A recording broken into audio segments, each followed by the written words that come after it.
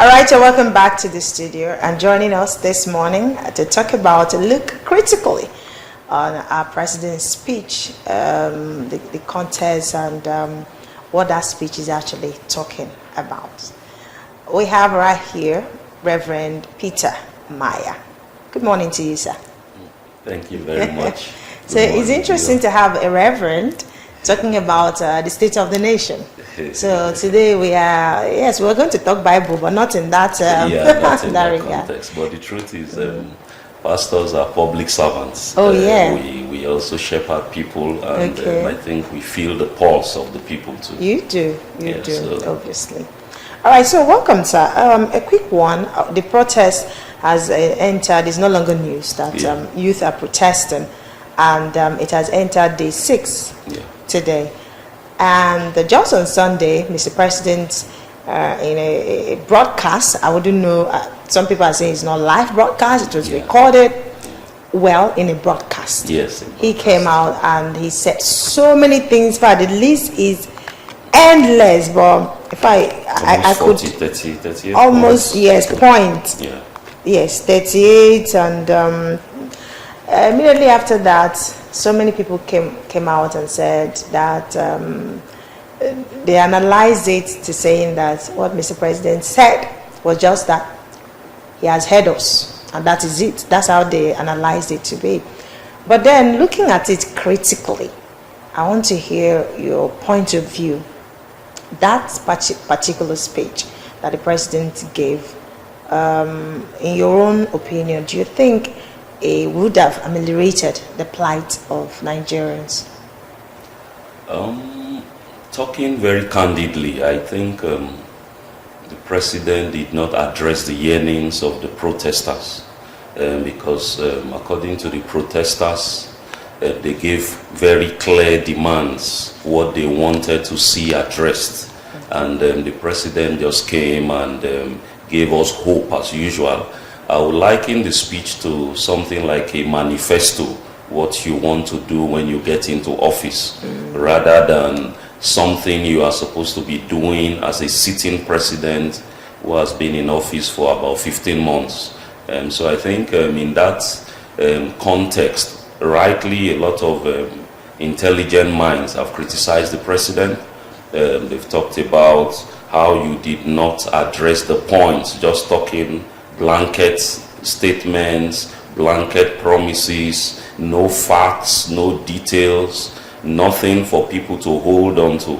I want to agree with you that he just said he has heard the youths and also is open for dialogue. But I want to think, having addressed the nation on day 4, by then you should have looked at what the agitations were. And to put it very clear, they had 2 months notice for that strike, for the protest. So that 2 months you were supposed to be engaging the various sectors. What are your demands? What do we need to do? So coming day 4 and saying we are doing this, we are planning to do this, we are planning to do that, I think it was not a very good. Okay, so I do not want to play the devil's advocate, but I always tell people that Nigeria is for all of us to fix.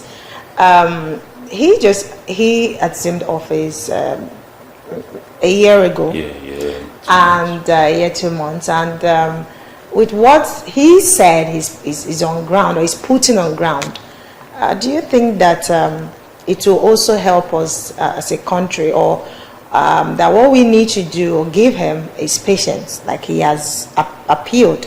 Now, he said that, I take one of the points, that he's been meeting with governors and key ministers to accelerate food production. One of the agitations, of the protesters is hunger, to end hunger in the land. And now he's saying that he's talking with them. He's been in a meeting.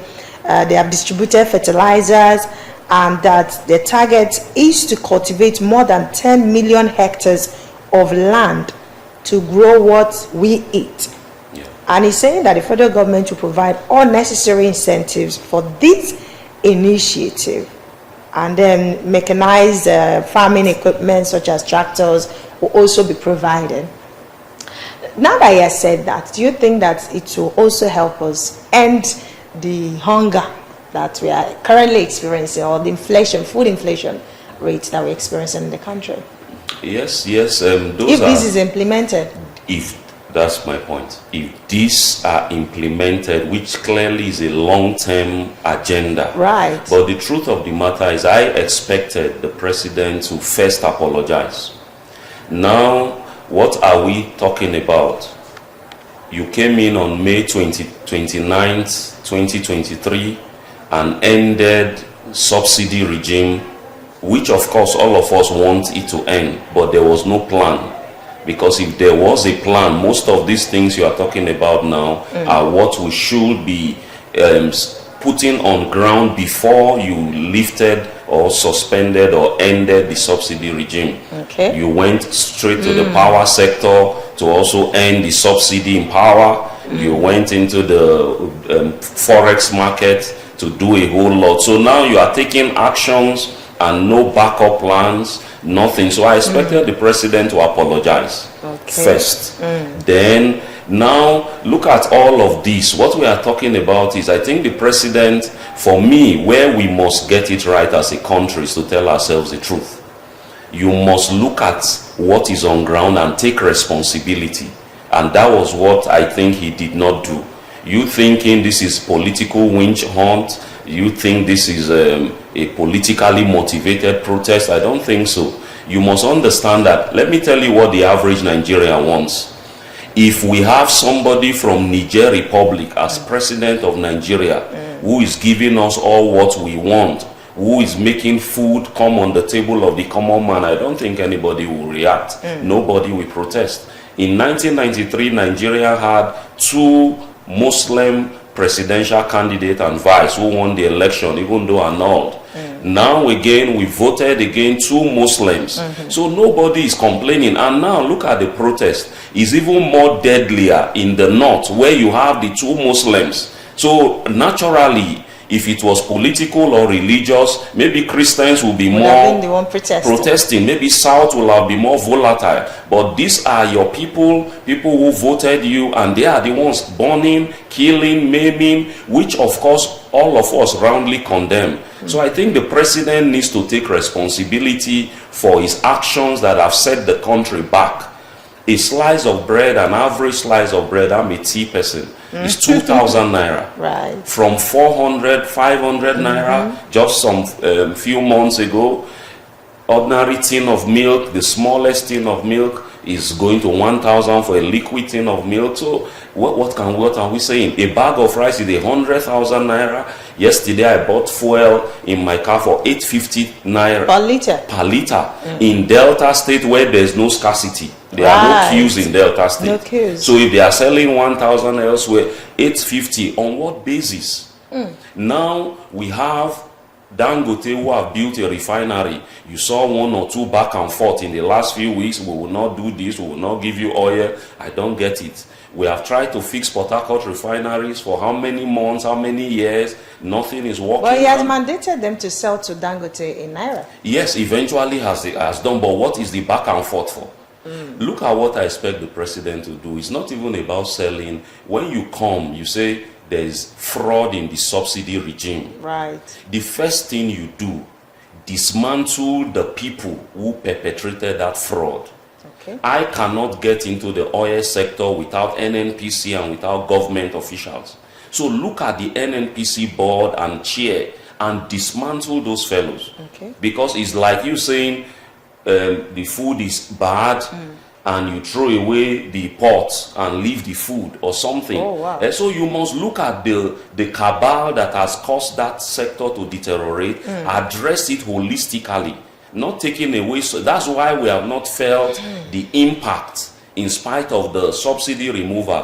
Where are the funds that you have saved in 15 months from the subsidy? Because every month you say about 3 trillion is used to subsidize fuel. Where is the fund?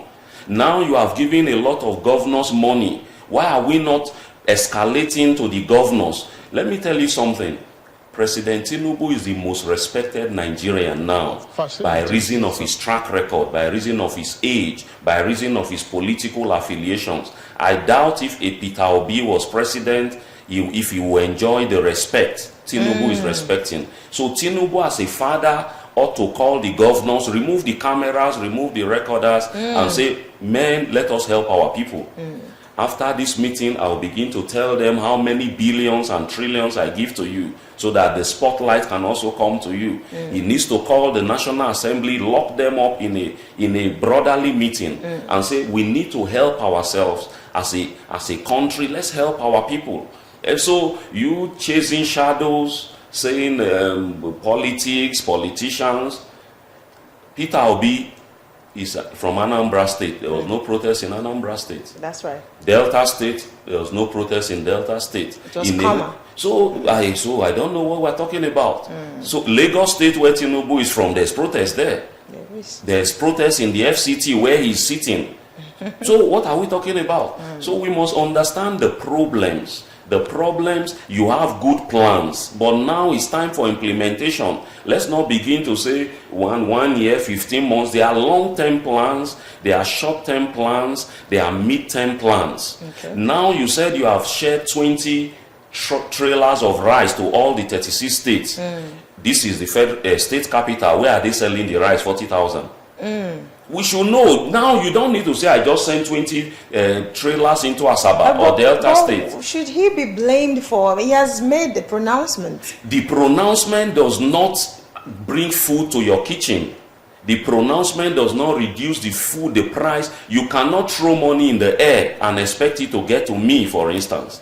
So having done that, rather it's even better you keep all the 20 trucks of rice if you cannot take it to the grassroots, because we know along the road all of them will be. So what he needs to do, Governor Sheriff, we are sending 20 trailers of rice to you. Where will be the distribution points? They put it on national TV. They put it, all those in Delta State, go to so place in a forum, you will buy bags of rice at 40,000. Go to so place in Asaba. Go to so place. Do it like that and put the blame and the spotlight on the governors. And so it's important we get this thing. So it's not just to make a pronouncement from Aso Rock and expect that the person in Isoko or the person in Kogi State will see it. And so I think the president needs to do more. And that's my take. All right. So in all fairness, and to be honest, I understand that. I know that Mr. President, having made that pronouncement or said something, would not be the one. He's just a man. He can't be the one distributing the bags of rice. Sure. Remember, before now, that is even to be bought, to be sold to people. Yeah. There was a particular time that palliatives were distributed, across the 36 states. Yes. Across the nation. And they said, okay, it was meant for the vulnerable. For the vulnerable people in the society, the downtrodden. Yeah. You and I, okay, we are not downtrodden by the grace of God. Yeah. But even the vulnerable people, some of them didn't get as it should. So I think that sometimes, okay, look at the issue of minimum wage. A governor is coming out to say he cannot pay. So I'm thinking that, yes, Mr. President is the #1 citizen of the country. Yeah. He needs to, because he has, he said it was his turn. He needed to, let's give him that mandate. He want to bring Nigeria out of the dungeon, out of Quagmire. Yes. Now he's there. But I also think that all fingers should be, on deck. True. For instance, his ministers, the governors, his aides, like you said, rightly said, noted. What we don't even have a glimpse of how the distribution is being made. True. Now that is the work, I think, is the work of his media aides to make it public. Publicity is key, because yes, you're doing a lot, but we need to know what you're doing. That's true. According to what he said, so many things that he said, talked about the food, he talked about the fact that he's distributed money to youth, I think 500,000 naira each. And 1 million. Do you not think that there are people who are trying their best to make sure that, or sabotaging the government and making sure that, okay, if these monies are released, they siphon it, stomach infrastructure. Yeah. They take it to, take it into their own account and live in it. So what do you think the president should do? Because I know that it's going to be a Herculean task for him to start distributing it by himself. He cannot. What measures do you think should be put in place? I think the president needs to be on top of the situation. And how do I mean? Now what he needs to do is provide the information, drop it in the public domain. But we have Of information course, minister. No, we have. Look at one of the demands of the protesters. A lot of the ministers are not working. Cut down the size, and which is, let me tell you how insecurity will end. Tell the minister or the civil, the defense chiefs, if we don't end this in 6 months, you are fired. Insecurity will end. How will subsidy theft and fuel, all those things they are stealing in that place end? Give the NNPC board an ultimatum. It will end. The truth of the matter is, all we need him to do is to show leadership. When they wanted to, before the speech on Sunday by the president, his aide, Aguri Ngelande, there was information everywhere by 7 a.m. By 7 a.m. we heard. So how come you say you are cultivating 10 million hectares of farmland? Where? In Delta State we have 1 million, in Ogwashuku, in so place. Yes. Let the information be there. So let us in Delta State drive to the place to see. Let's see if you cannot just say 10 million. Where is the 10 million hectares of land? Audio. So you cannot just be talking and talking. There are no facts. If your aides, now the president can have news. The president can read newspapers. The president can watch this kind of show. You can watch other television to see what the people are saying and hold your leaders or your ministers accountable. And so he is not doing that. And that's where nobody expects him to share rice. But all we need to know, where is the location in Delta State? Do you Tinubu's wife is from Delta State somehow? Right. So if we were not feeling that government in Delta State, then there's something wrong.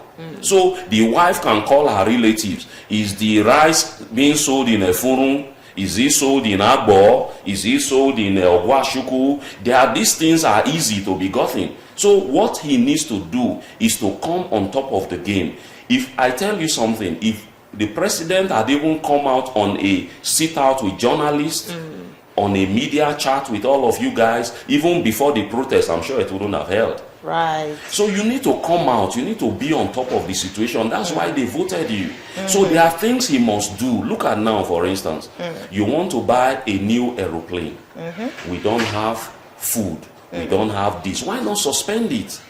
You are not a traveling president. The president is not really a jolly Johnny man. Why not suspend that? You want to do student loans. What is the importance of that at this point? You must look at the people need food. The people need address power, address petrol, fuel, oil. Those things will bring down the prices of a whole lot of other things. To mean small scale businesses can function without generators and having to buy diesel. All of that will crash the prices down. Face agriculture. These are the things we've been shouting and talking about for years. Now they've talked about ranches. Let me tell you why there's food shortage. Farmers grew apathy.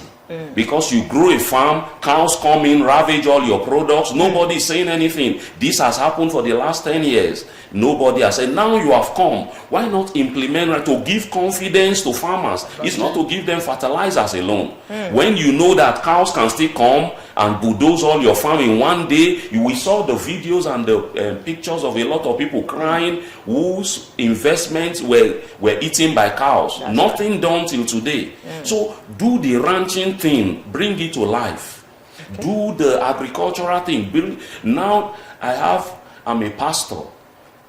I have about maybe 500 members in our church. That 500 members give you a touch of, let's say, if you say a person touches 5 people, that's 2,500 persons. You have shared 500,000 naira. The 2,500 people I'm connected to, no one has gotten. You have shared 1 million to people with small scale businesses. The 2,500 people I'm connected to, no one. So then that needs to be questioned. You say you are doing 775,000 whatever. That means 1,000 per local government. This is Oshimili South. Where is the 1,000 people? If those 1,000 people are touched around the country, there will be no protest anywhere, because those 1,000 people can talk to 10,000 persons. One person, it don't reach my turn, it could soon reach your turn. They are doing something. It's because the people are not feeling the direct impact. That's right. And it's not Tinubu's fault alone. Exactly. The governors also have their faults. Let me tell you the very good thing the president has done and this regime. For me, the highest and the best is trying to create the local government autonomy.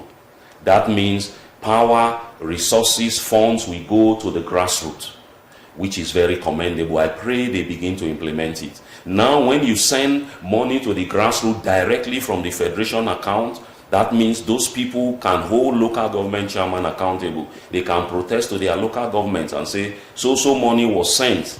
Also, you must know that by that policy in Delta State, for instance, probably an APC local government chairman, if you hold your local government well, if you have done well, because that's the realm where people live. That's true. You can win election. If you are Labour, if you are NNPP, whatever you are, you can hold power at all levels. That is very commendable. So it's not all gloom, but I think we need to see more action. What about the minimum wage? The minimum wage, yes, is good. It's good. I want to commend them. It's good. 70,000. But I just think that when you say 70,000 and 30,000, a bag of rice was 40,000 at that time, and 70,000 a bag of rice is 100,000. You've not really done much. But we want to commend him for that. But we also want to see basic policies. I do not think student loan, the kids of the masses can access it. If you want to do something for students, why not make all the technical schools free? That's where the children will go. That's where our kids will go. Before you came in, people were paying school fees. Our kids are in school, so there's nothing about that. So because at the end of the day, you will find out that this whole thing is something nobody can hold. You want to give some people loan. What of the others? So do something. We want to make education at this level free, maybe primary level. Let all people in the north, everywhere, put their children free. If you want to go to Harvard, it's your business. Most of those loans, why give somebody loan to go abroad? And after the person comes, you say 3 years he will be in debt. What is the meaning of that? Why not create schools? If you don't want to go to school, learn this, learn that. Free technical schools to give you skill so that you can begin your life. So there are some things they are jubilating over, which I don't think it has really impact for now. Those are luxurious policies by countries that have stabilized, not for a country like us that is trying to find our feet.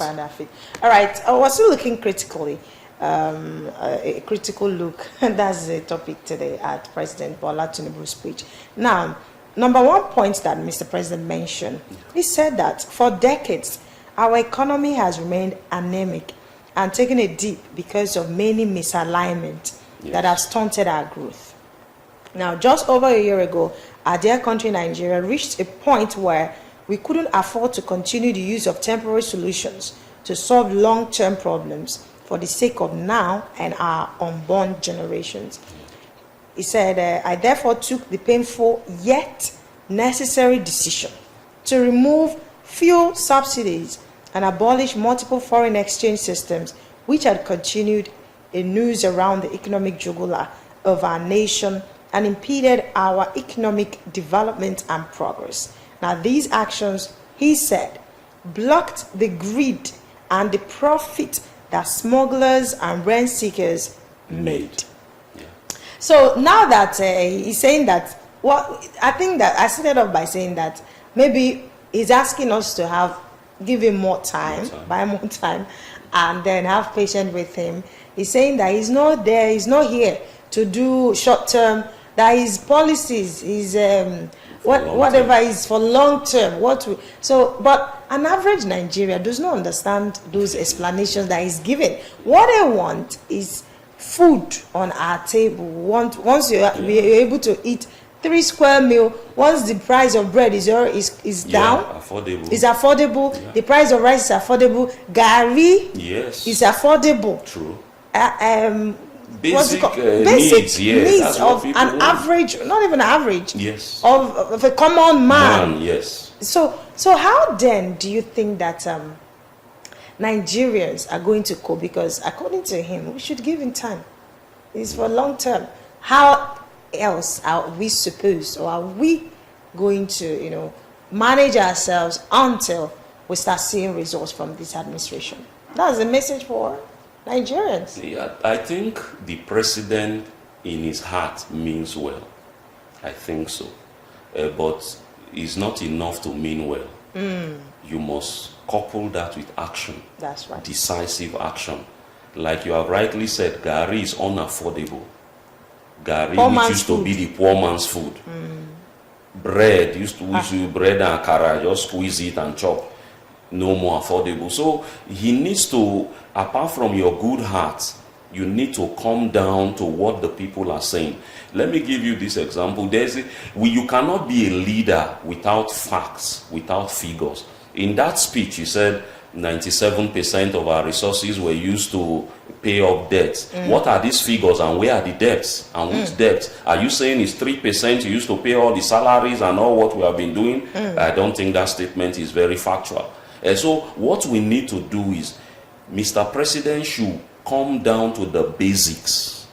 Suspend all these, you want to make the war Nigeria look good in the eyes of the US and in the UK by saying, we want to give education grants, we want to do this. Come down to what the people need. What we need is fuel. What is shooting up the prices of commodities? The transportation costs. What is shooting up the prices of commodity? Power cost. Face those two headlong. Get the people involved. Who are now, let me give you an example. A governor in the southeast has tried to do electricity, Governor Oti. You know who was the brain behind it? Batnaji, who was a one-time minister of power. Right. We didn't have power because there's something wrong with the system. That same man who could not fix power as a minister is fixing power at a state. That shows it's not with the man, it's with the system. That's right. So the president should face the system. He's very educated, he's very enlightened, he's very, very vast. He has built bridges around the nation. So the president, if he wants to get on it, I think he should. Because you know what, we will be patient, we will preach patience and tolerance, but by next year people will start singing second term. Very soon politics will start again. So for me, we must look at it. Does the president have the capacity and the strength to achieve what his good intentions are? And two ways he can is to get the right people into the mix who can help the masses alleviate it. If not, I think we should not be talking. He should look at it and say, this has gone beyond me, like happened in America. And the man looked at it and said, with this whole thing, I think let the younger generation come. Nobody cares who is president. I just want to see members eat. I just want to see people happy. I just want to see insecurity go. When people cannot afford things, armed robbery will be on the rise like it is now. That's true. Kidnap will be on the rise like it is now. So the basic thing, nobody cares whether you are Yoruba, whether a Milokon, whether you are Hausa. Just give us good governance. And that's what everybody is crying for. That's right. And I think the president needs to step on that. I think he needs to come on that. And that's very, very crucial. We will give him time, but for me, 15 months is already enough to see basics. Basics. $1 is over about 1,500. That's right. You said you have come into the forex sector. Leakages as well. It's still up. You have said you are doing this, you have given. It's still up. Of course, we know you won't plant yam today and harvest it tomorrow. But all of these things, so there are basic indices that you need to put in place. Suspend a lot of all these projects and do the basics before you can now begin to proceed with the other things we need to do. So for me, I think they are too aesthetics. They want to look good, they want to feel good, they want to speak good, and they want to say a lot of things. Now, let me come very briefly to the protest. Right. The military, the police, before the protest, the IGP was on TV, said, oh, they have feelers that intelligence that there will be people will hijack the protest and it will go bloody. All the protest leaders should submit their details, which they did. Now they submitted. In the north, they are still killing your officers. What is intelligence? Intelligence is expo. Those days when we used to write WAEC, they will say this paper leaked. So a lot of people will pass the exam. So now you got intelligence that people want to protest. What did you do to protect your men? Did you give them bulletproof vest? Did you give them headgears? They are still killing police officers. So what is the basis of the intelligence? You are just giving statements and giving statements. When a kid tried to kill presidential candidate Trump, they didn't have the intelligence. In few seconds, they responded and shot that small boy. And afterwards, the who we call our DSS, the DSS boss there, the lady resigned. This is failure on our part not to pick this. Now you have picked it, you are still giving speech, they want to do this, they want to do that. What are you doing? What responsibility are you guys taking? So they are not, nobody is taking responsibility. You have people who are playing to the gallery. This is about, one person say, oh, the Tinubu is Obi, is this. That is not it. I can come here and be your friend, and in one area you're not getting it right, and I tell you, oh, this is not right. It doesn't make us enemies. That's right. It's not compulsory that all I do is right by you because we are friends. So that's what we have. Psychophants around the president singing his praise on everything. Meanwhile, not telling him, Baba, this is not working. Let's change it. This minister is not performing. Let's change him. Today we can all say the interior guy has brought passport, international passport is now, everybody can see the change. Once you do something good, everybody will see it. You don't need to market it, you don't need to be doing propaganda. Everybody, when there's no food, everybody knows these guys are hungry. On the first of the day the protest started, they said it's hunger strike. My foundation, I have a foundation for elders. I gathered all elderly people, gave them food. Oh, wow. This is what we must do. So it's not anything. We are not criticizing government. We love our country. That's why we are all here. Many people have run away. We are here because we love the nation, want to see it work. But the government must step into the arena and begin to make things work. If the protests go out of hand, hold the IGP. If this, because now all the political, Peter Obi is not doing any protest. All the people they are calling, Atiku has not led any protest. But you don't expect them to shut up and not talk. So they are only expressing their views. I expect the president, Peter Obi said, from consumption to production. Call Peter Obi, what is your concept of this? How do you think we can make it work? He belongs to another party. No, it doesn't matter. When a party is a vehicle to take you to power. When you get to power, you leave the vehicle and get into the office to preside over the nation. Just like he did with Wike. Yes. So look at Wike is performing in Abuja. Okay. Nobody is talking whether you are PDP, whether you are APC. The guy is doing roads. Insecurity has come down in Abuja and a whole lot. People are praising him. All right. Thank you so much. Thank you so much. I think we will continue this conversation, but in another dimension next time. All right. We've been speaking with Reverend Peter Maya. He's a senior pastor, worship at Cape Community Church here in Asaba. All right, I'll pay a visit. I'll pay you a visit in your church, so that I can get the palliative. Yeah. All right, thank you so much, sir, for coming. We take another quick break, and we'll be right back. Stay with us.